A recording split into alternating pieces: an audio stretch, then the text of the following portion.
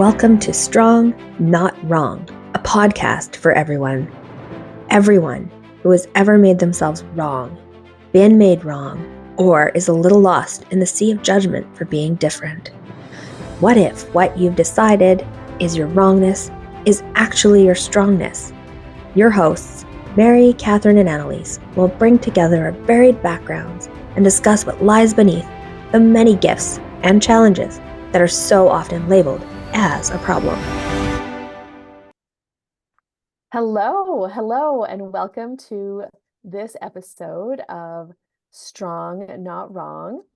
I am Catherine Oster, one of your hosts, and I've got two other beautiful, brilliant ladies here with me today. And we're going to talk about all sorts of different things, like mostly about what's wrong with you, or what you have believed to be wrong about you, or maybe have been told is wrong about you. What if it's not really wrong, even if you feel like it's really wrong? I just want to pose this question to you. What if it's not? What if you're not wrong? What if you're actually strong? Mary Case, and I'm delighted to be here for this podcast on my favorite topic of strong, not wrong. And these podcasts are going to be kind of diving into the world of what I want to call neurodivergence.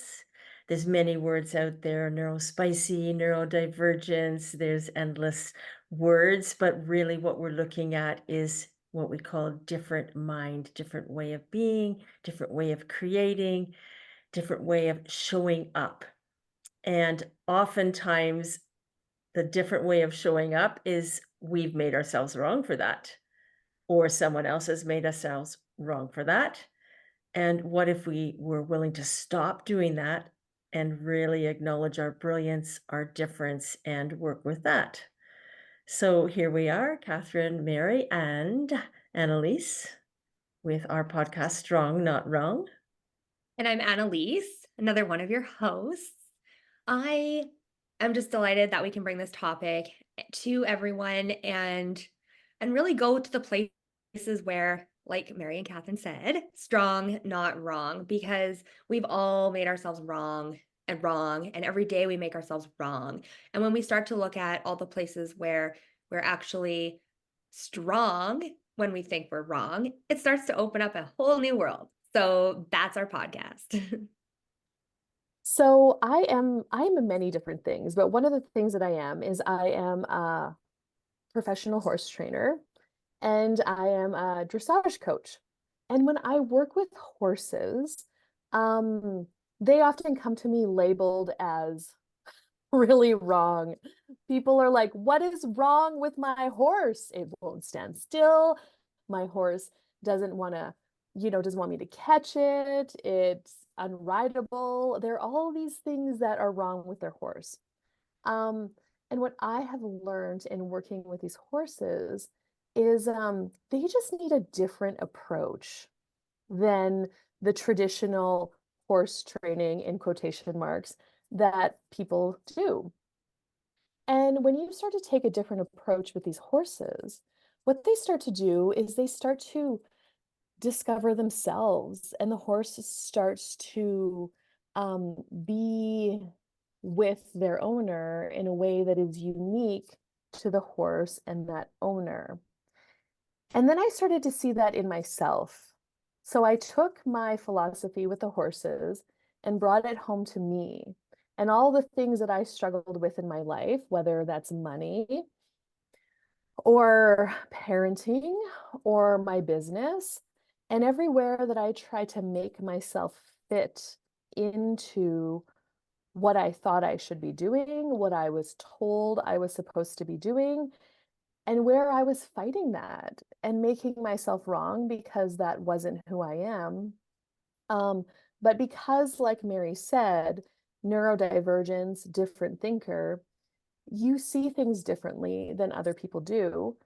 And you can start to, you're never going to fit anywhere. You can start to open up a bigger space for yourself. And that's actually what's strong about you because you think differently and you see things differently And then you can often open up different possibilities. So that's what I want to talk about. So all you people that think you're so goddamn wrong, we're going to start talking about what's actually strong about you. And I love the way Catherine says about the fight.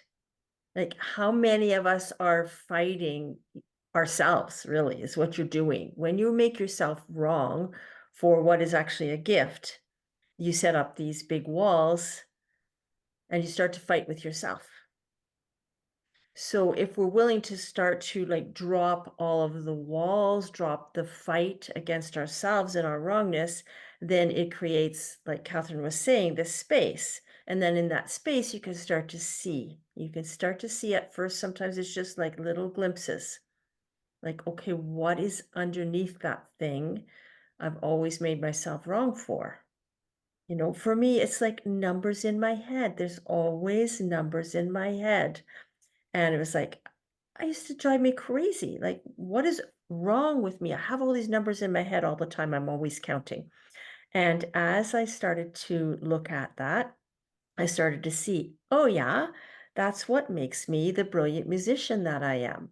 I can keep a steady beat. I have a sense of rhythm.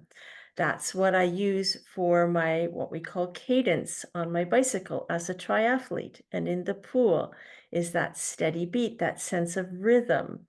And if I didn't have that thing that I made wrong forever about always counting, then I wouldn't have the strength of those other capacities. So now I'm not at all bothered by the fact that, you know, when I'm making a recipe, I'm counting out all the scoops. And when I'm climbing the stairs, I'm counting the steps and, you know, all of those things which have been woven into my life, my whole life. And now it's like, cool.